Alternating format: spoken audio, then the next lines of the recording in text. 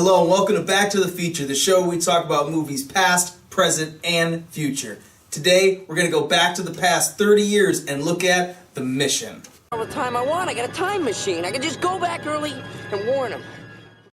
Hi, I'm your host, Giovanni Carlo. I'm joined today by my friend John Vandaloo. One of our favorite things to do on this show is to go back in the past 30 years from the day and look at the movies that came out in theaters before us. So this week, we decided to do a little bit of an unconventional pick in a smaller movie called The Mission, starring Robert De Niro and Jeremy Irons. This movie received 7 Oscar nominations, so we were very interested in checking out what this movie was all about. And it also won for Best Cinematography in the year 1986, so that definitely piqued our interest in, well, what is this movie? I hadn't really heard too much about it, so I kind of came in with no expectations. Yeah, seeing that this movie won Best Cinematography in the year 1986, it really did pique my interest. I love cinematography. I think it's one of the most important aspects of film. Robert De Niro is one of my favorite actors, so I was really curious to see what this film would deliver. Yeah, I'm a big fan of both Robert De Niro and Jeremy Irons, so when I heard that they were playing against each other in the movie, I definitely got excited. The Mission tells the story of 18th century Jesuit priests who defend a South American native tribe from the Portuguese government. So as I said earlier, I had no real expectations coming into this movie. I wasn't sure what I was going to get. So John, what are some of your positives then from The Mission? I think, oh man, this movie. It was an interesting movie. Some of the positives, I definitely would say the cinematography by Chris Mangus was actually pretty good. He was the director of photography that worked on North Country and Extremely Loud and Incredibly Close. So, I mean, you kind of know what you're getting from this guy. Most of this film was filmed on location, I believe, in South America, and definitely benefits from that. I think there's still some strong performances in there from Robert De Niro and Jeremy Irons, but for the most part, man, this movie was pretty flat for me. Yeah, my expectations for this were so high. I mean, I never heard of this film, and I seriously? You know what I mean? I don't know. This movie was really flat for me, but yeah, I think there's a lot of potential when I think you have guys like Robert De Niro and Jeremy Irons working together. I think you definitely expect something a little more explosive to happen on screen. I didn't really feel like there was a lot of energy in a lot of the scenes that happened. I was kind of waiting for these two characters to really... Yeah, I mean, they do have these ideological conversations, but I feel like the dialogue is so minimum, it's really hard to get too engaged with either one of them. I'd say a positive from this film also is that the score was composed by Ennio Morricone. Everyone out there, you guys should know who that is. The Good, the Bad, the Ugly, The Thing. So the musical score for me, I think, was the best part of it, honestly. And he was nominated for an Oscar for it as well. Yeah, the visuals, the music. I think they got nominated for art and set direction as well. And I think that the shooting on location, that really came across very well. And then working with actual native tribes from the area. There's an authenticity to a lot of it. Yeah. And I think that part of it is really good. And I think you can see why it got a lot of visual nods. I mean, it also got, I think, what was it, Best Director, Best Picture nominations. I didn't quite get that impression from this as far as Best Picture, but there's definitely the positives. I think that the subject matter is fairly interesting. It's filmed really well. The score is really good, and the actors are talented. I just don't think I quite like everything they got to work with there. But I feel like there could have been something a little more out of it. But overall, those things were very well done in the film. Yeah, I thought the screenplay was really just kind of... And this is the same guy who wrote Lawrence of Arabia, which, I mean, one of the best movies ever made.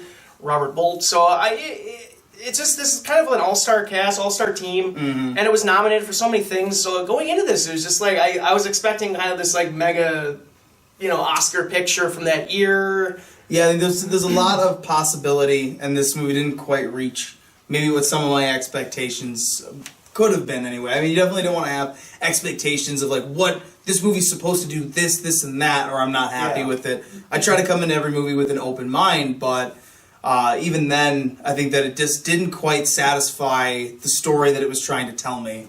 No, I could see some people enjoying this movie, though. Yeah, I could. I think my dad would really love this movie. I really think that. But for me, not so much. So we talked about some of the positives. We've already kind of touched on some of the negatives that we have from this film. Obviously, like we said, it's pretty flat. What else did you see as far as negatives in the mission? I feel like the characters were underdeveloped. I think there are a lot of good like character moments that like go on inside the movie, but I think overall I didn't relate with either of them. I didn't feel like there was any really real backstory. I didn't feel like there was anything to really engage with characters. Now there's some small moments, like there's the scene with Robert De Niro's his penance, you know, when he climbs the mountain. And that's one of the best scenes in the movie, I think. But like and the moment when he gets up top and like the tribe that he basically sold people into slavery, they were there for him, celebrating his victory up the mountain. But it was like, I mean, like other than that, it was really flat. No, yeah, I definitely agree that it was flat, that some of the things with the characters didn't quite satisfy me. The scene you mentioned I thought was a good one, though. Him bringing all that equipment, his armor and everything, like climbing up the mountain, his penance walk was really good. And I thought at the end of the movie, when the two characters were kind of, you see their opposing ideologies come into conflict with each other, that was interesting, but everything else I think with the characters really didn't quite pull you in or really quite didn't really quite pique your interest level. I mean, I think there was a lot of good ideas and some good writing as far as their conflict, but beyond that, and for most of its 2-hour runtime, it's really not anything to really, I think, stir any like huge emotions out of you. I thought, the general theme of the movie, I think, is written fairly well, but like the individual aspects of the screenplay were just not there. You know, I think one of the biggest negatives is honestly, I think has to come down to some of the directing. Like visually, there's some things that look great and there's some great colors and some great like shots on location, but I think that when you see how boring it is between like the characters together, there's just not that energy that like you get from other filmmakers. Yeah, this film was directed by Roland Joff, and I don't know if I've seen any other movies that he's directed. No, I can't really think of any other ones either. He did that really bad Captivity horror movie that came out a couple years ago. Oh, what was it called? Captivity. Oh, I didn't see that. I didn't see it either. So we've talked about our positives and our negatives from the movie The Mission. Now it's time for our final summaries and grades. So John, what's your final summary and grade for 1986's The Mission? So as you guys know, we like to travel 30 years in the past to analyze movies, and sometimes those movies are movies we've never seen before. And this is one that I've never heard of, never seen, didn't know anything about, but when I looked into it, it's got a lot of Oscar nominations. It's got Robert De Niro. It won Best Cinematography. So it piqued my interest. I wanted to check this movie out. So overall for me, this movie did fall pretty flat. It's a snoozer. It's kind of a boring movie. I caught myself looking at my phone quite a bit during this film, sadly enough. But, you know, some people out there this might be a niche film for them. You know, I wouldn't discourage from checking it out.